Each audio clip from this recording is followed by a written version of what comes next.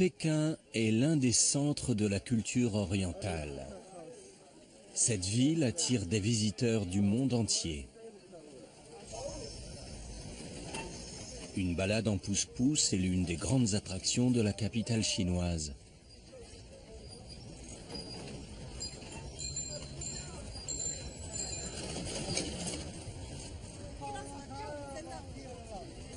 Sorina Kiritz est roumaine. La culture chinoise la passionne. Roumanie dérive de l'adjectif latin Romanus, qui veut dire romain. Et on est fiers d'être des descendants de l'Empire romain.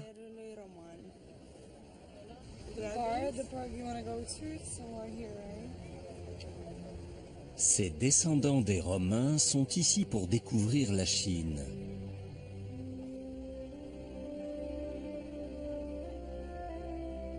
Mais ils sont loin d'être les premiers à le faire.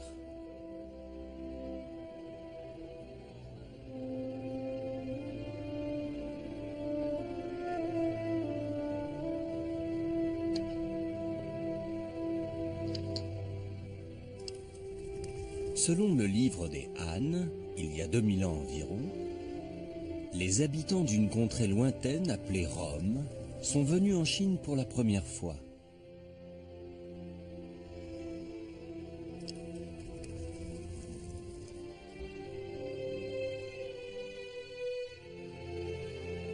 Les Romains ont réussi à aller jusqu'en Chine.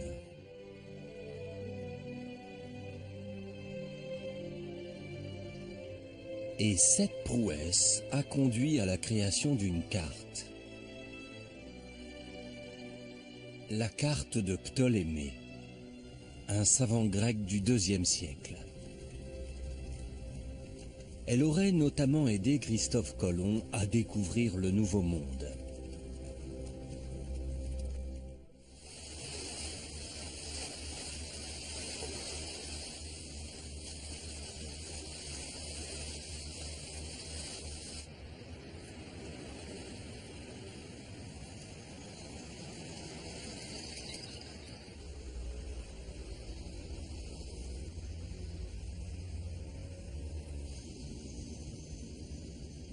Ce sont les embouteillages du matin à Alexandrie. Landa Ahmed a obtenu son diplôme d'université l'année dernière et décroché son premier travail cette année.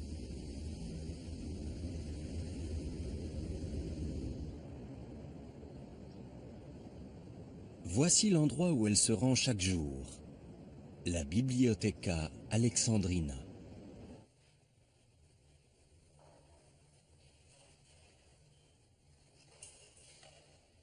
Elle a été construite à l'emplacement de l'ancienne bibliothèque, qui a fait la renommée d'Alexandrie dans l'Antiquité. Elle attire de nombreux visiteurs. Landa en est l'une des guides. La bibliothèque est organisée sur 11 niveaux et la salle de lecture en comporte 7. 4 en dessous du niveau de la mer et 3 au-dessus. C'est la plus grande salle de lecture au monde. Elle peut accueillir 2000 personnes en même temps. Vous avez des questions? Combien y a-t-il de livres en tout? J'allais justement y venir. La bibliothèque abrite environ 1,5 million d'ouvrages, mais aussi des CD, des journaux, des magazines. Dans le mur face à nous, vous pouvez voir des ouvertures rectangulaires noires qui rappellent l'ancienne bibliothèque. C'est là que les manuscrits et les livres étaient conservés autrefois, et non sur des rayonnages.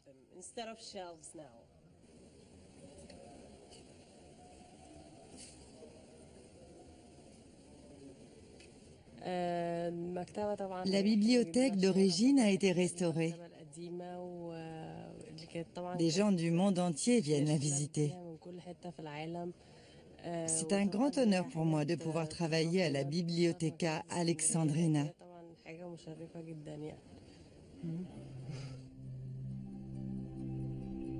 La bibliothèque d'Alexandrie était la plus célèbre de l'Antiquité. Elle abritait 700 000 papyrus et réunissait l'ensemble du savoir universel.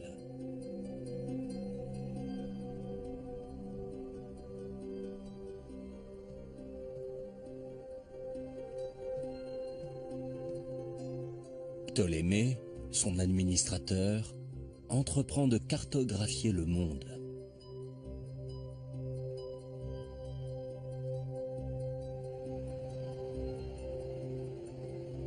Son travail sera oublié pendant le Moyen Âge, puis exhumé à la Renaissance.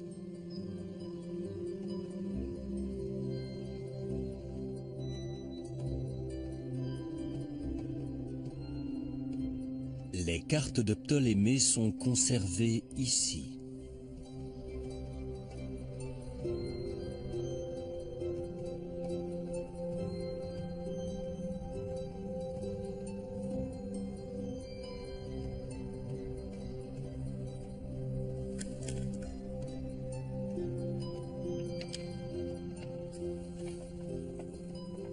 Elles nous permettent de voir comment l'humanité voyait le monde au début de notre ère.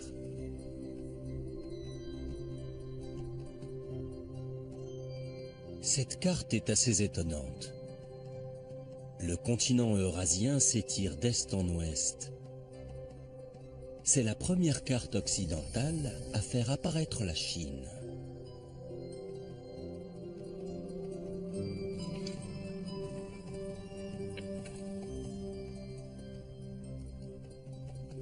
Ptolémée dresse également 26 cartes régionales.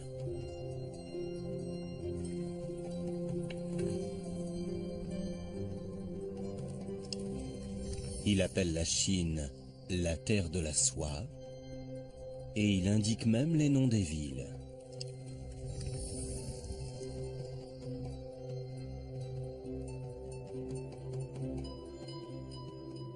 C'est la carte la plus aboutie de l'Antiquité.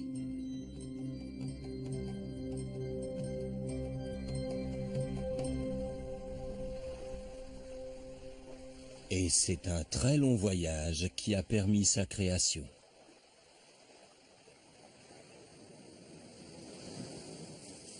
La République des îles Marshall est située dans le Pacifique occidental. Ce pays est un archipel d'environ 1500 îles et îlots, reliés par un unique moyen de transport, le canoë.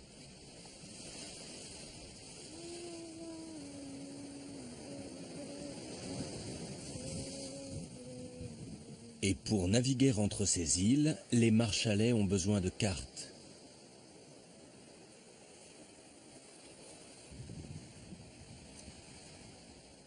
Ce grand-père est en train de confectionner une carte traditionnelle pour son petit-fils. Un art transmis de génération en génération.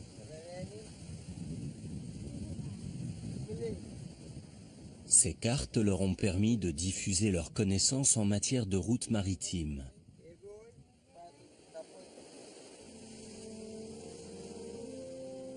Les cartes sont un moyen de survie. Elles détiennent des informations sur les itinéraires à emprunter pour se déplacer en toute sécurité.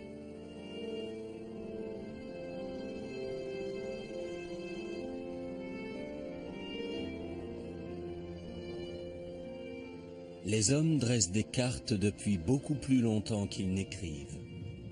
Une carte très ancienne a été mise au jour en Navarre en 1993.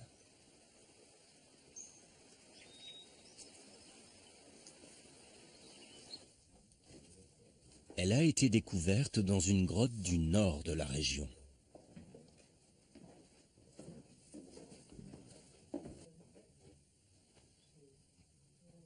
La grotte d'Abaouns fait 49 mètres de profondeur et remonte au Paléolithique, soit environ 14 000 ans.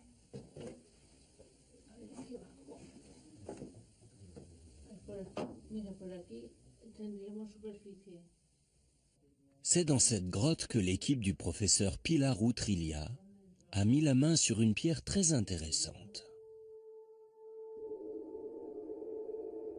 Il s'agit de la première carte dressée par l'homme. De nombreuses lignes sont gravées dans la pierre.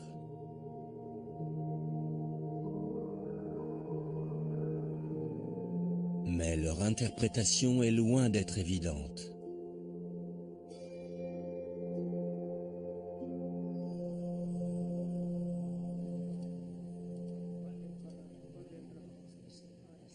Pilar Utrilla et son équipe ont mené de longues recherches pour les déchiffrer.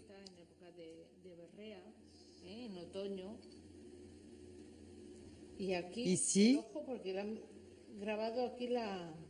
c'est la pupille de l'animal qui a été gravée. Et là, on dirait que c'est une indication de direction. Les chercheurs ont réussi à restaurer les dessins figurant sur la carte.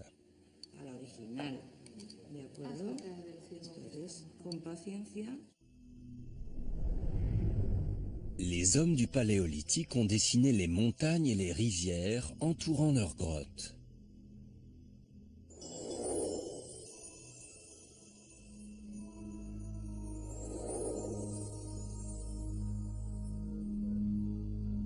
Ils ont reporté l'emplacement des marécages pour réduire les risques de noyade.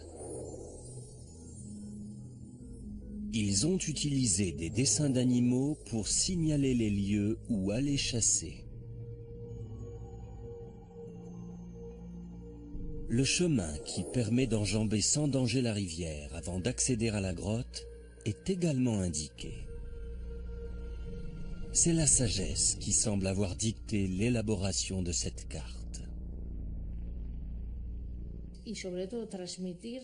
Transmettre sa culture à ses descendants est une démarche très importante chez l'homme et les primates en général. L'homme matérialise ses connaissances et il les transmet à d'autres générations.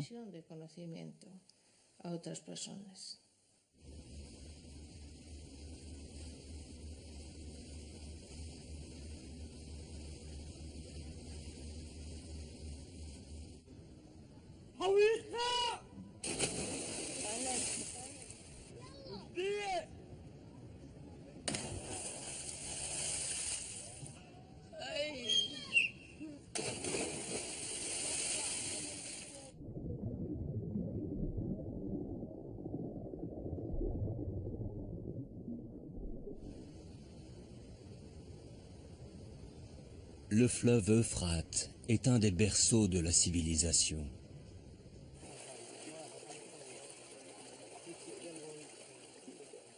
Son bassin a permis à de nombreux peuples de Mésopotamie de prospérer.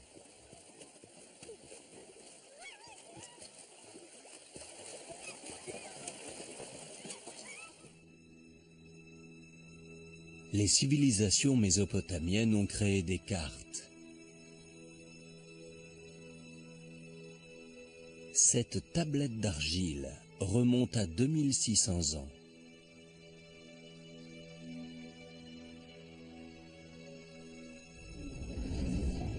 Il s'agit d'une carte plate et circulaire. Les Mésopotamiens représentent le monde sous la forme d'un disque entouré d'eau.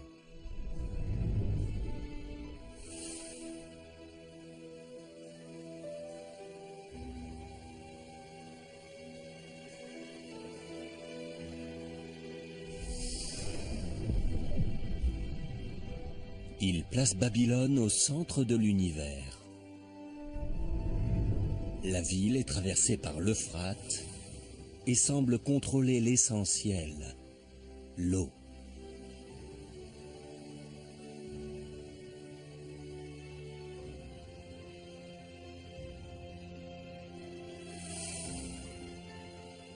La gravure en forme de corne figure le golfe Persique.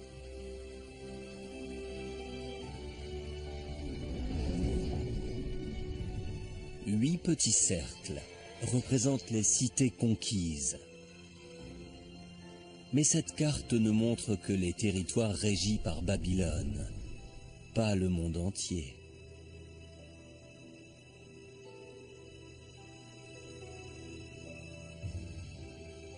chaque civilisation a sa propre représentation du monde.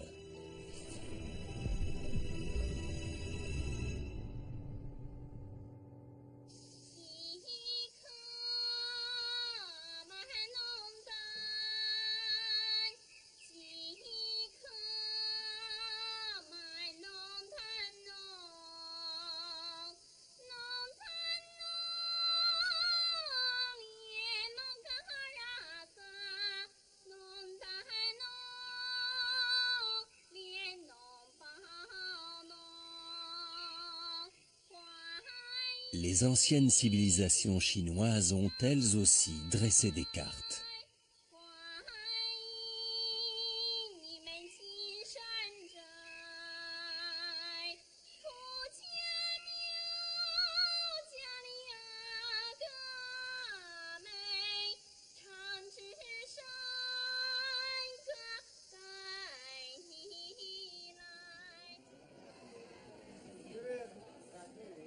À Hunan, des fouilles ont permis de faire une découverte capitale au début des années 1970.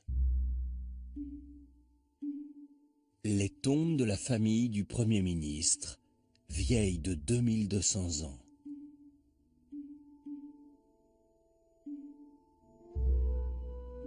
Les archéologues ont notamment mis au jour le corps momifié de cette femme.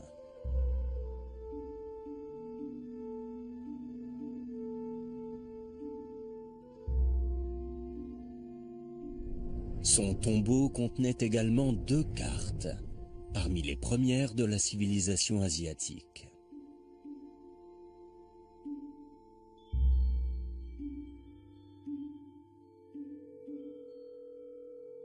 La première, une carte topographique, fournit différentes informations et notamment l'emplacement de 30 cours d'eau.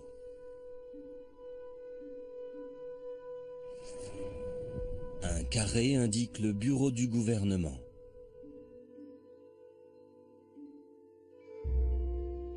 Les ronds signalent les villages.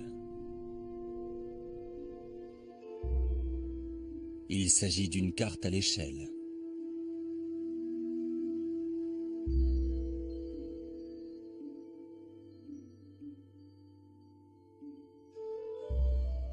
La carte militaire figure les chaînes de montagnes en noir et les rivières et les lacs en bleu.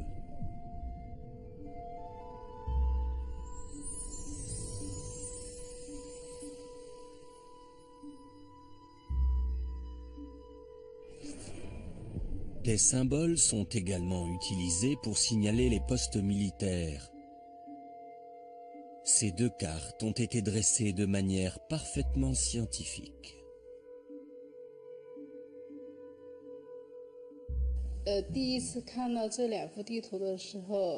Quand j'ai découvert ces 2 cartes, j'ai été très surprise. Elles ont été dressées il y a plus de 2000 ans et elles sont très précises. Dessiner à l'échelle nécessite des compétences inimaginables pour l'époque. À moins de procéder à des mesures très détaillées, on ne peut pas tracer de cartes aussi précises. C'est une réalisation remarquable pour l'époque.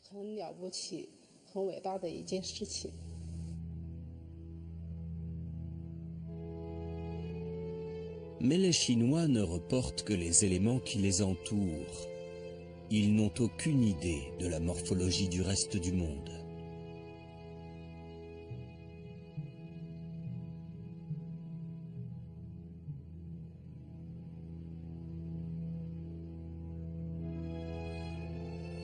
La carte de Ptolémée, tracée à peu près à la même époque, est véritablement révolutionnaire. Elle représente l'Europe, une partie de l'Afrique et le continent asiatique. Des régions du monde dont on n'imaginait pas qu'elles aient été connues à l'époque.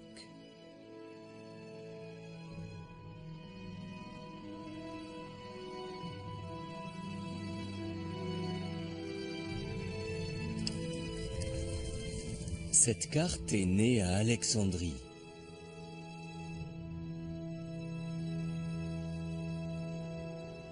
La ville renferme les secrets de sa création.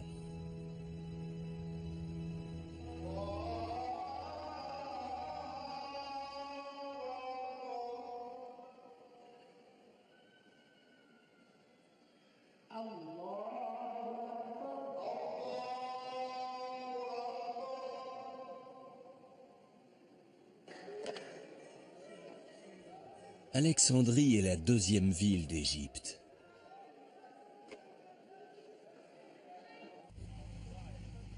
Des fouilles sous-marines ont été effectuées ici en 1995.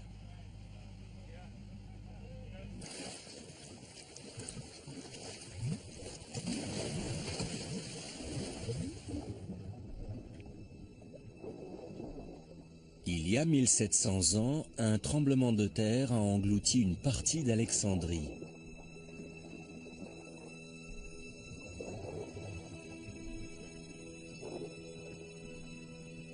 Les fouilles menées par une équipe allemande ont permis de mettre au jour des vestiges de l'ancienne cité.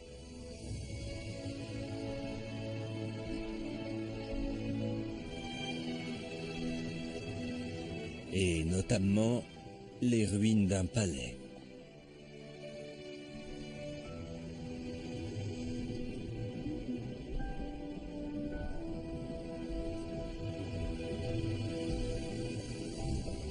Il s'agit du palais de l'ancien royaume gréco-égyptien.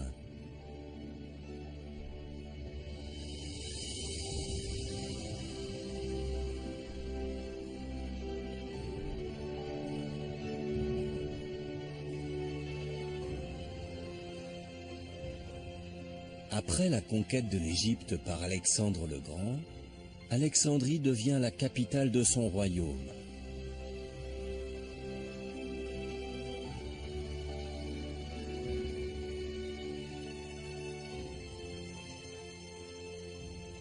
Le savoir des Grecs, qui régneront sur Alexandrie pendant 300 ans, jouera un rôle majeur dans la création de la fameuse carte de Ptolémée.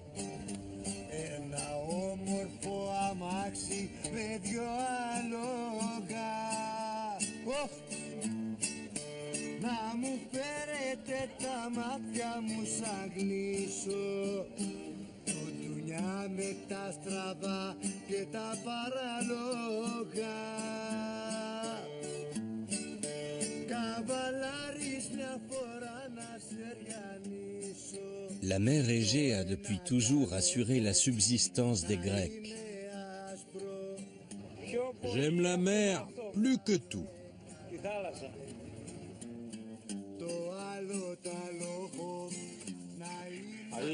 Vivre de la pêche est de moins en moins évident. Il faut vraiment aimer la mer. J'adore la mer. Je n'imagine pas ma vie sans les poissons et la mer.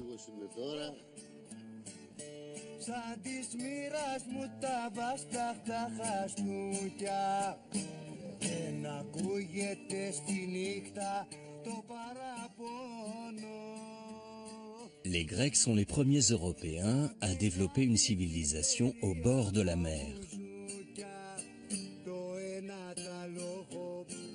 Les différentes cultures et informations auxquelles la mer leur donne accès à travers le commerce maritime leur permettent de prospérer.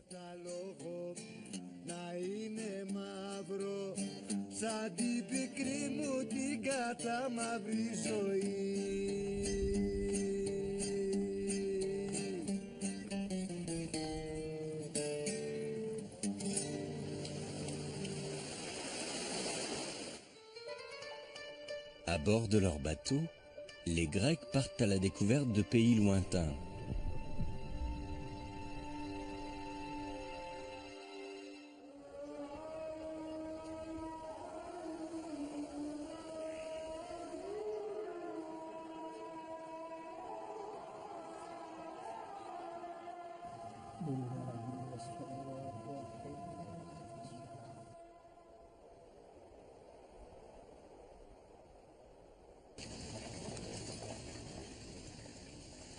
Au fin fond de l'Himalaya, dans le nord du Pakistan, se trouvent les vallées Kailash.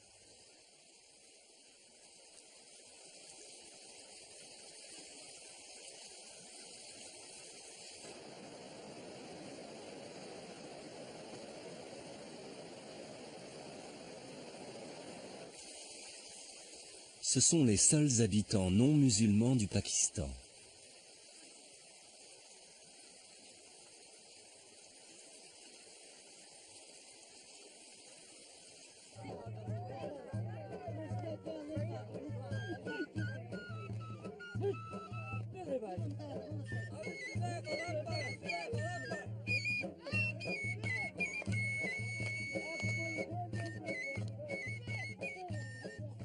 Réduits à quelques milliers aujourd'hui, les Kailash ont élu domicile dans 3 vallées, où ils font perdurer les traditions de leurs ancêtres.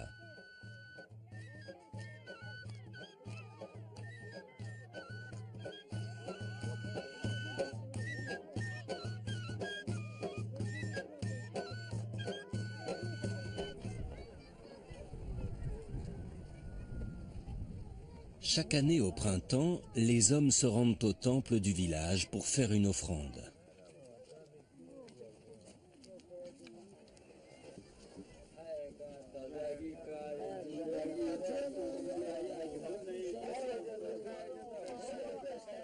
Ils aspergent le temple de vin avant de commencer la cérémonie.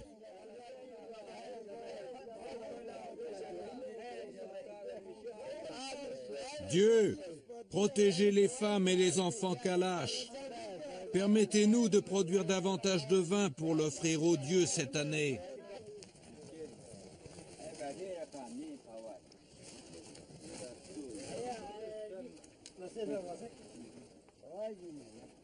Le temps fort de la cérémonie est l'offrande d'une chèvre vivante en guise de sacrifice.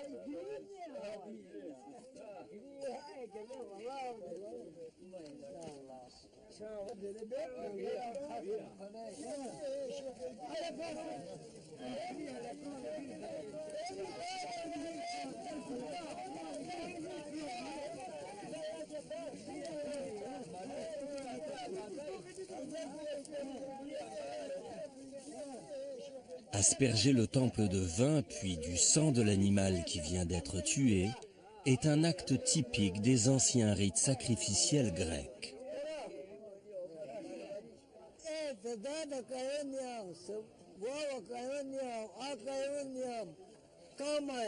Nous sommes les descendants d'Alexandre le Grand. Alexandre le Grand est venu dans ces montagnes. Et ses soldats sont restés ici. Nous sommes des descendants des Grecs.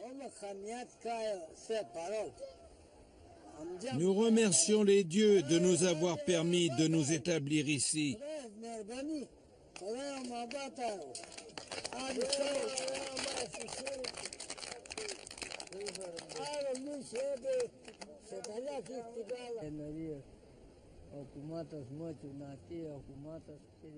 Ce peuple témoigne de l'impact qu'a eu Alexandre le Grand en Orient.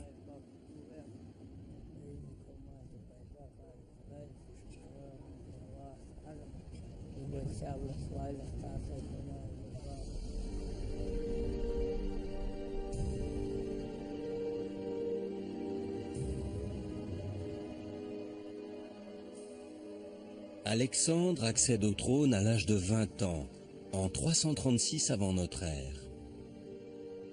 Il bâtit un vaste empire qui englobe la Grèce, la Perse et l'Asie mineure. Ces grandes expéditions permettent aux Grecs d'élargir leurs horizons.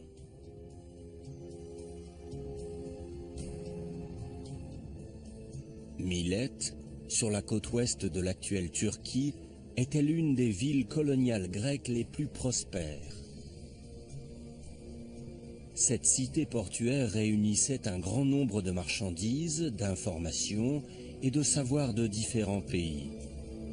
Elle devint rapidement un grand centre intellectuel.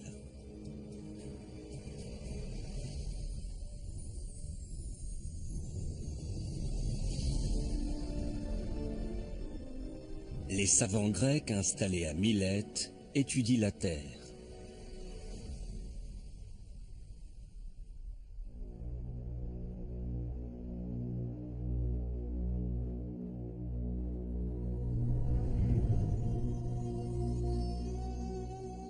Le mathématicien Pythagore mène différents travaux qui lui permettent d'avancer que la Terre est ronde.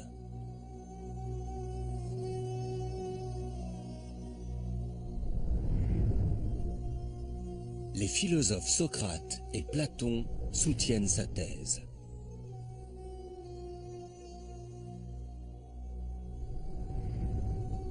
Aristote est convaincu que la Terre est sphérique depuis qu'il a vu l'ombre de la Terre pendant une éclipse.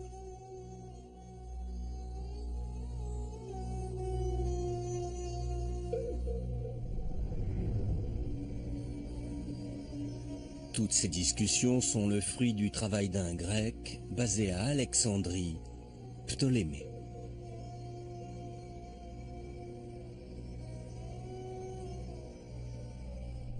Ptolémée est l'auteur d'une carte du monde qui résume toutes les informations dont disposent les Grecs sur la Terre.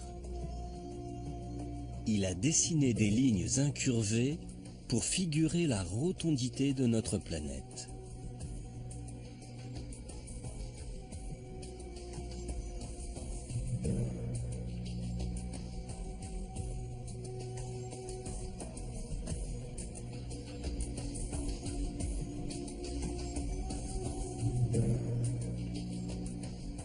Ptolémée utilise la longitude et la latitude pour reporter mathématiquement les emplacements.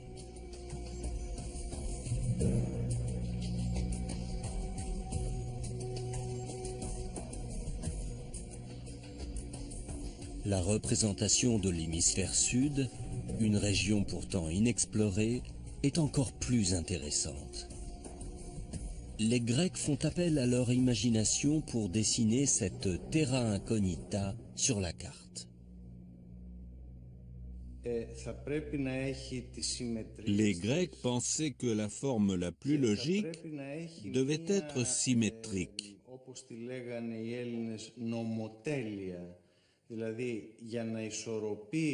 Ils avaient besoin de quelque chose pour équilibrer la Terre et la rendre parfaite.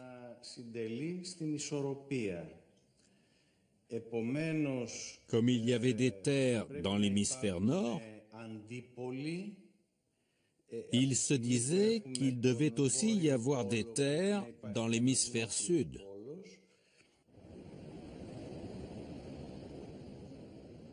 La dynastie grecque d'Égypte prend fin après 300 ans de règne. Alexandrie est intégrée à l'Empire romain en 30 avant Jésus-Christ. Une nouvelle ère commence.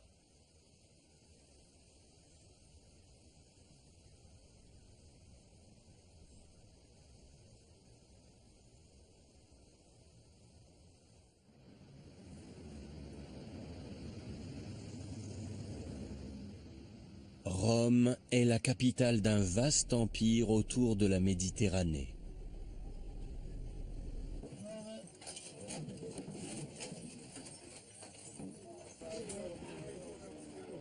De nos jours, la capitale italienne organise chaque année en avril une fête célébrant l'âge d'or de l'Empire romain.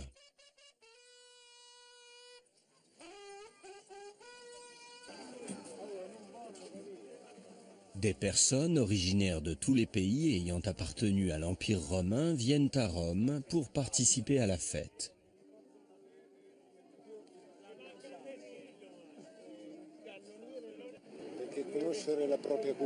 On est ici pour se souvenir de notre culture en tant que descendants de l'Empire romain. Cet événement est important pour le présent et pour l'avenir. Il ne faut pas oublier notre histoire. Look! Hominem! Look! Bella!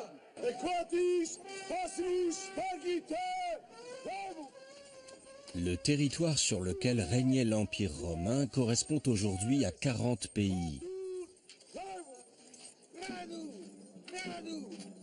Rome réussit à bâtir un vaste empire grâce à sa force militaire.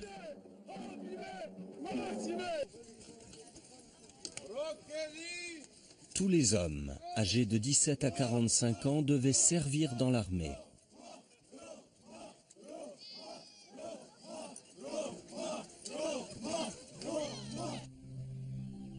Quand il n'y avait pas de guerre, les soldats étaient mobilisés pour des travaux publics, comme l'approvisionnement en eau et la construction de routes.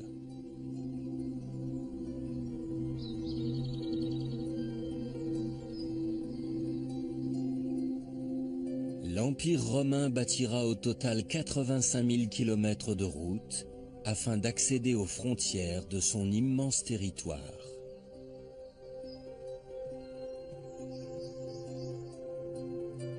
La seule carte de l'Empire romain est conservée à la Bibliothèque nationale d'Autriche.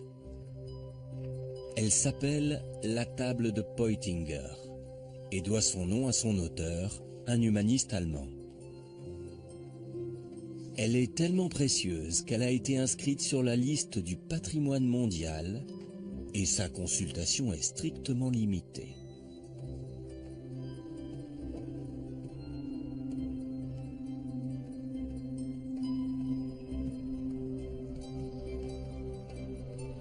Si on met bout à bout les 11 feuillets en peau de mouton qui la composent, on obtient un document de 7 mètres de long qui recense les routes de l'Empire romain d'est en ouest.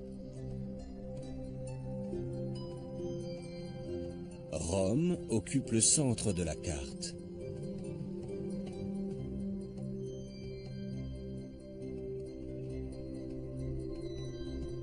À l'ouest, on voit l'Europe et l'océan Atlantique.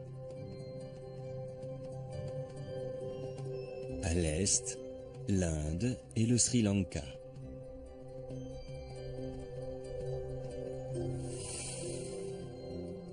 L'emplacement des châteaux est dessiné dans les villages. Et le long des routes, toutes les informations utiles au voyage sont reportées.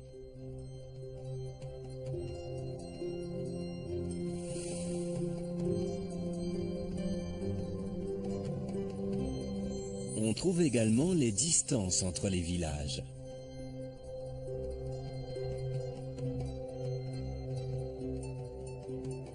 Toutes les routes mènent à Rome. Et cette carte témoigne de la grandeur de l'Empire romain.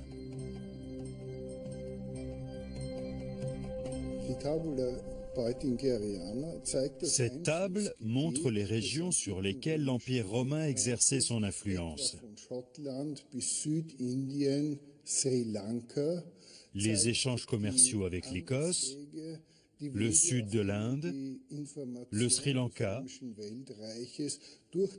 ainsi que les informations dont disposait l'Empire sur son réseau de routes, sur ses villes, sur ses villages.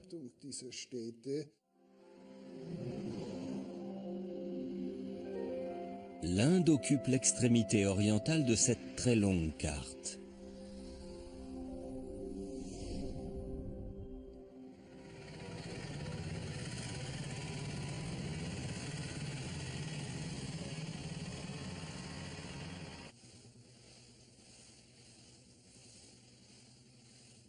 Si les marchands romains venaient jusqu'en Inde, c'était pour son poivre.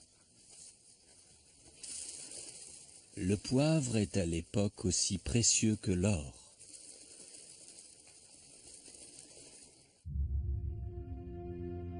Cette encyclopédie montre à quel point il est prisé. Pline l'Ancien déplore que le poivre importé d'Inde soit vendu 100 fois plus cher que son prix initial.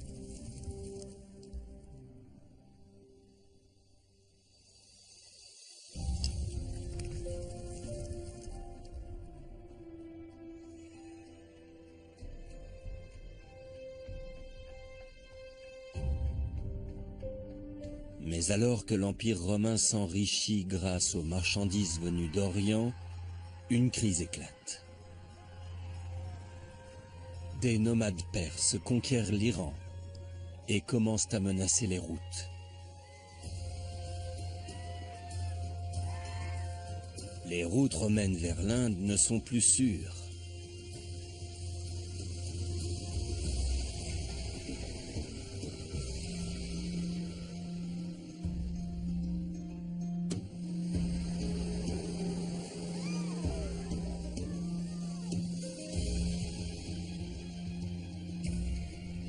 L'Empire ne peut plus importer de marchandises.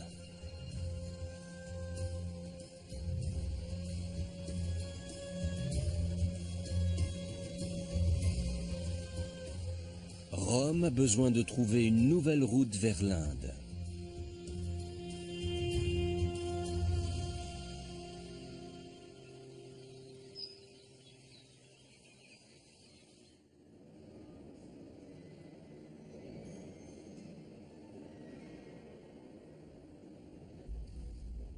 Hippalus, un marin grec d'Alexandrie, découvre une route maritime vers l'Inde.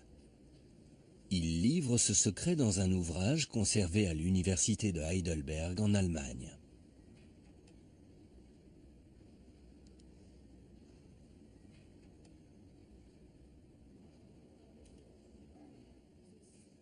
Hippalus explique comment naviguer jusqu'en Inde en s'aidant d'un vent saisonnier qui souffle dans l'océan Indien, la mousson.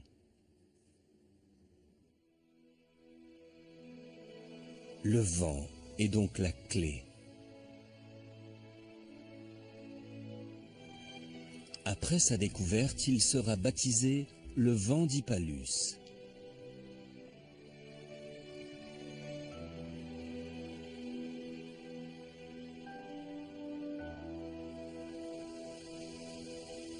En s'aidant de la mousson, il est possible de naviguer depuis l'embouchure de la mer Rouge jusqu'au littoral sud-ouest de l'Inde en seulement 40 jours.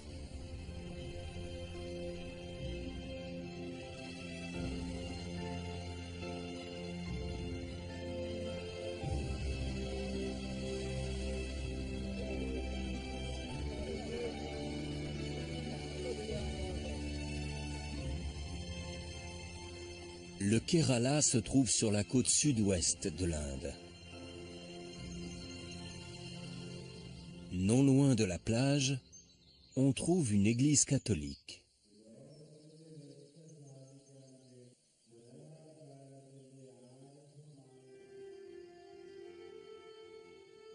Les habitants du Kerala pensent que l'histoire de la religion catholique en Inde a commencé précisément ici, dans cette église.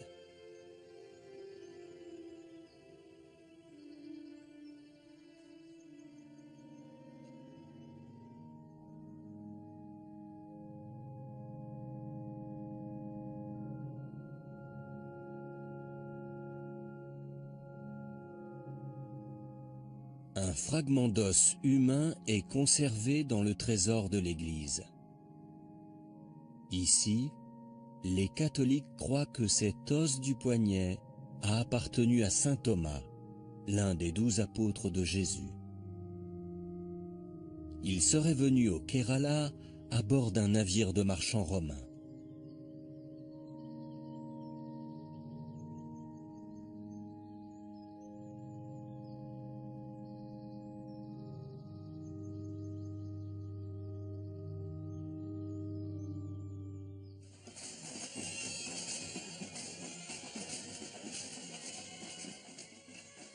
Le Kerala organise de grandes fêtes pour célébrer les saints catholiques. 30% de la population est catholique.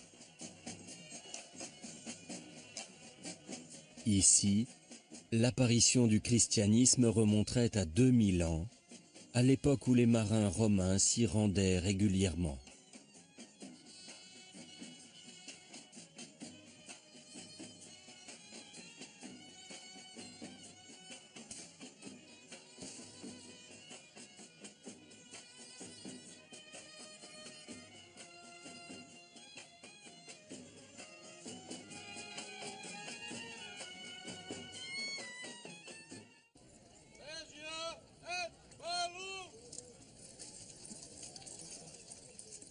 Rome renoue des relations commerciales avec l'Orient en ouvrant cette voie maritime, et l'Empire est de nouveau florissant.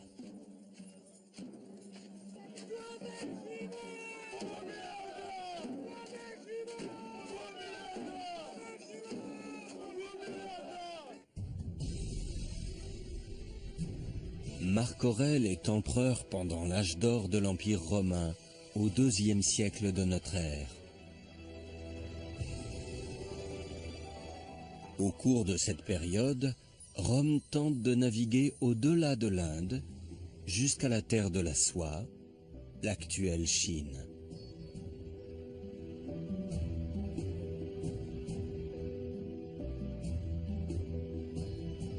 Mais la mer pose problème.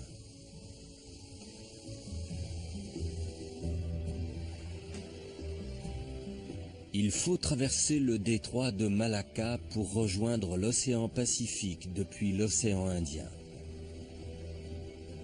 Mais c'est un endroit dangereux, fréquenté par les pirates. Encore aujourd'hui, les bateaux qui l'empruntent sont soumis à une surveillance étroite de la gendarmerie maritime.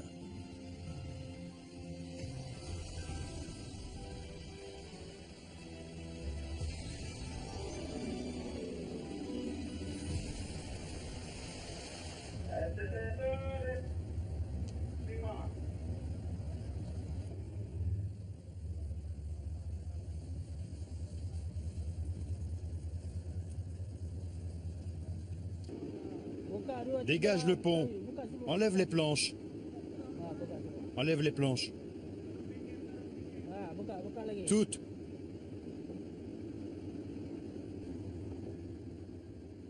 À cause de la piraterie et du manque de vent dans le détroit, il est presque impossible pour les marins de le traverser. Comment les Romains ont-ils surmonté cet obstacle il y a 2000 ans?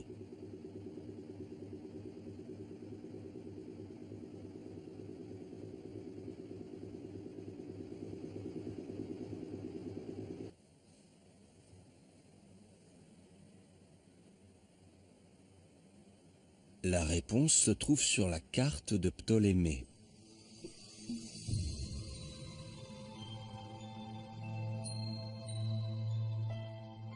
L'océan Indien est fermé à son extrémité orientale. Et c'est là le secret de cette ancienne route maritime. Les historiens pensent aujourd'hui que cette route passait par l'isthme de Kra.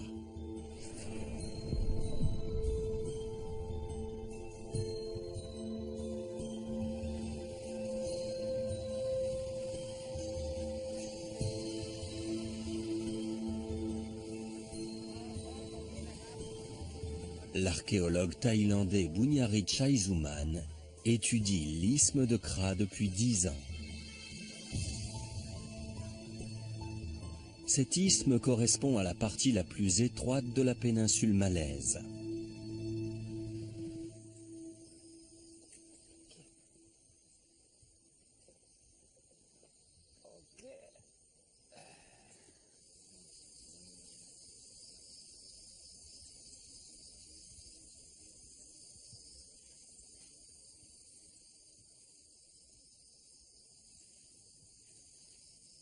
Il abrite de nombreux vestiges historiques.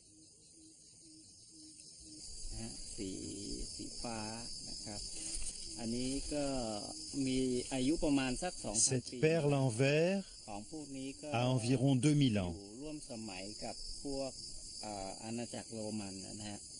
Elle est typique de la Rome antique. Bunyari Chaisuman pense que les Romains utilisaient les perles en verre mises au jour ici pour leurs échanges commerciaux.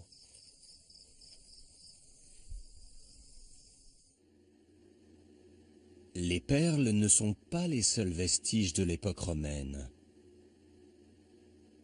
Ce pendentif a été retrouvé dans l'isthme. Un visage romain est gravé dessus.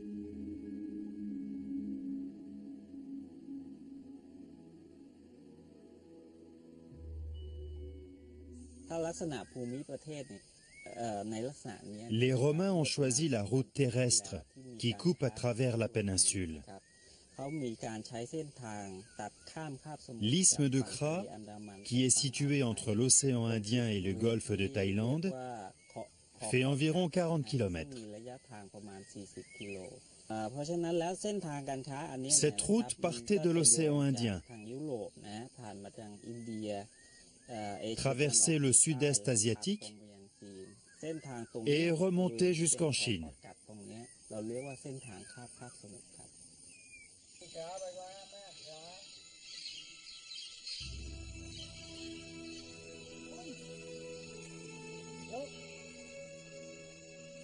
Les Romains qui arrivent dans l'isthme de Kra, dans la péninsule malaise, poursuivent leur voyage sur la terre ferme à dos d'éléphant.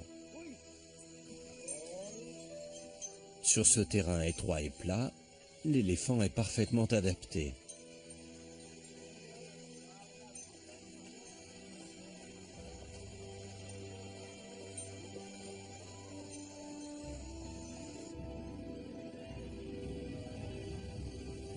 Les Romains qui doivent quitter leur bateau en arrivant dans la péninsule malaise pensent que l'océan Indien s'arrête ici.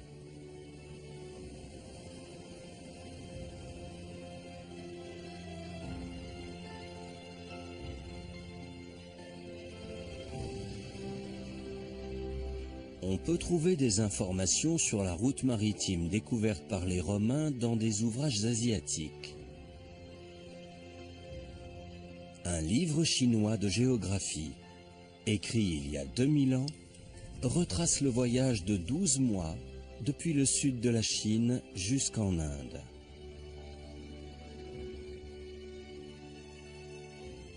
Ce voyage comprend un trajet de 10 jours à pied.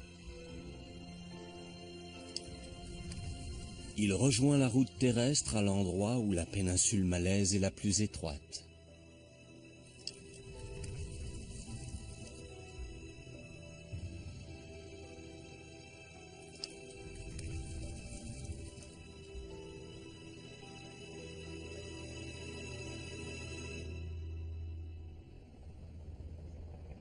Le Vietnam est le premier pays que l'on découvre après avoir traversé la péninsule malaise et atteint l'océan Pacifique.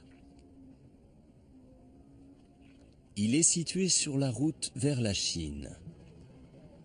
Les villes côtières vietnamiennes joueront pendant longtemps un rôle crucial dans le commerce maritime.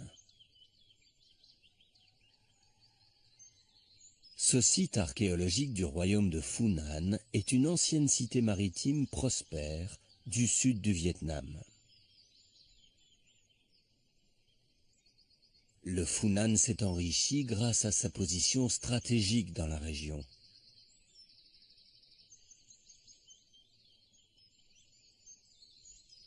Une pièce de monnaie a été récemment mise au jour.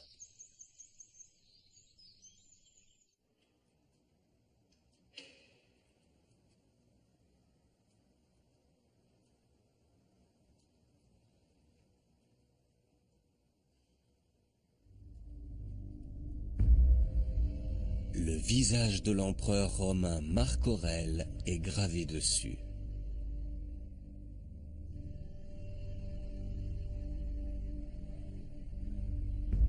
L'Empire romain réussit donc à atteindre la Chine via le Vietnam.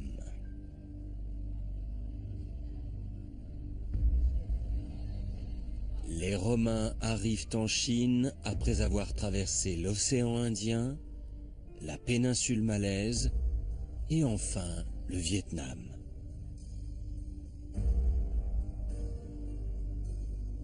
Cela corrobore la version chinoise de la première visite des Romains qui dit « En 166, le représentant de l'empereur romain Marc Aurèle arriva en Chine par le Vietnam. » C'était sa première visite. Rome a enfin trouvé une route maritime.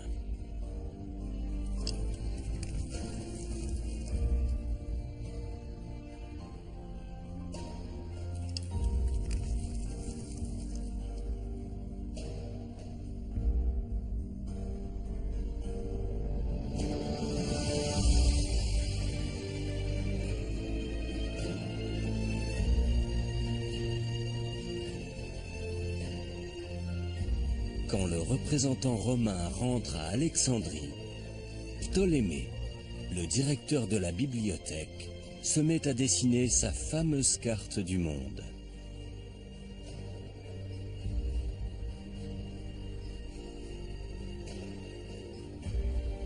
La carte décrit un monde très vaste et jusque-là inconnu.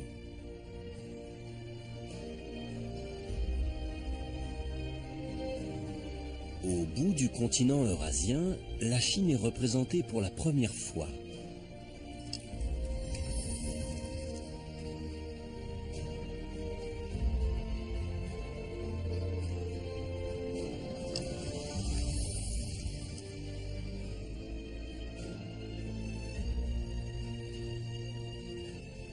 Reprenant l'idée développée par les Grecs anciens, la carte fait aussi figurer la terra incognita de l'hémisphère sud.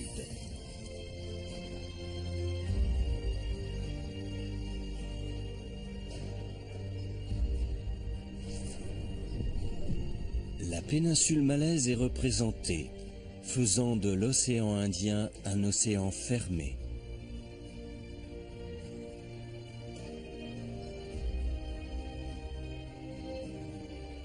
La géographie grecque et la route maritime découverte par les Romains contribuent à la création d'une carte du monde remarquablement détaillée.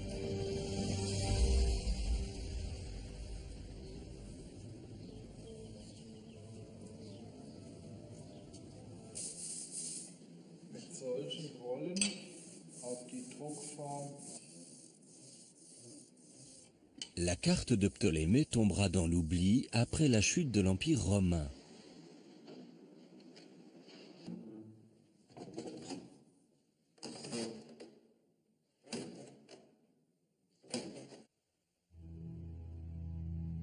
La doctrine chrétienne instaurée au IVe siècle met à l'index, en effet, de nombreux auteurs de l'Antiquité. Et l'Europe ne peut plus représenter que le monde de Dieu. Il faudra attendre le début de la Renaissance pour que la carte de Ptolémée soit enfin exhumée.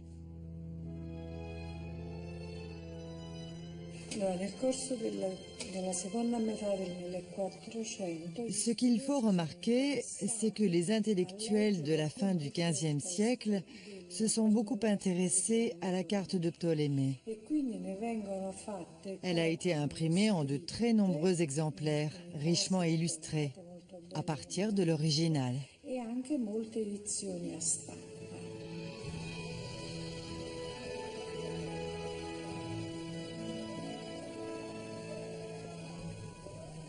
La redécouverte de cette carte révolutionnaire suscite un véritable engouement en Europe.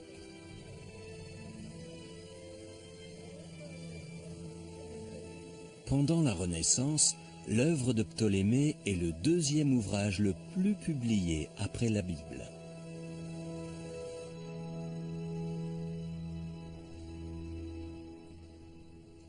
Un homme en particulier s'intéresse de très près à cette carte, Christophe Colomb.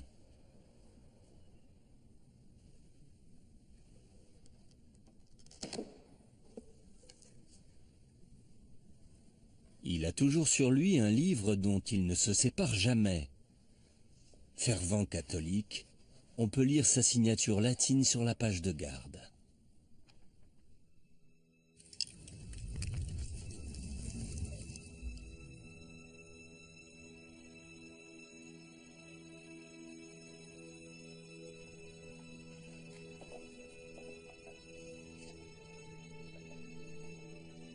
Ce livre renferme la carte du monde de Ptolémée.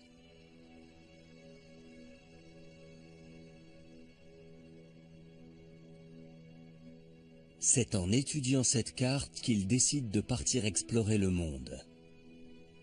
Il veut trouver une nouvelle route vers l'Orient.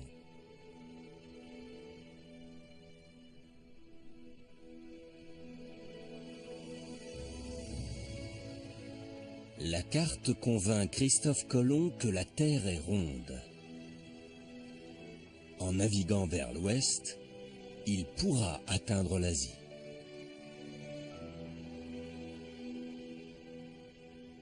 Et c'est ce qui a rendu possible la découverte du Nouveau Monde.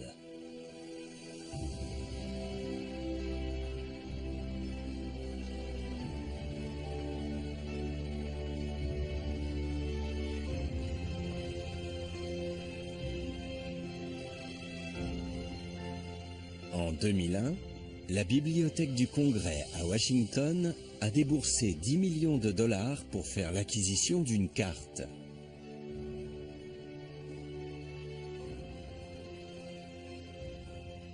Cette carte du monde a été dessinée en 1507 par Martin Waldseemüller, un géographe allemand. Elle est considérée comme l'acte de naissance de l'Amérique, car elle est la première à mentionner le nom America. Elle représente également Amerigo Vespucci, qui donnera son nom au continent, ainsi que Ptolémée.